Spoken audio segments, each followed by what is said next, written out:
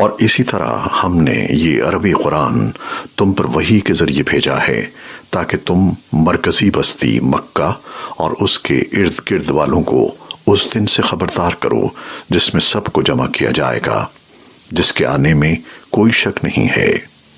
एक गिरोह जन्नत में जाएगा और एक गिरोह भड़कती हुई आग में।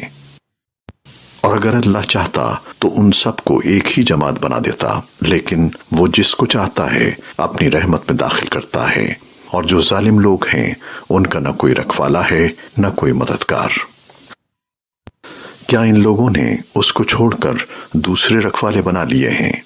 सच तो ये है कि रखवाला अल्लाह ही है और वही मुर्दों को जिंदा करता है और वही हर चीज पर कादिर है।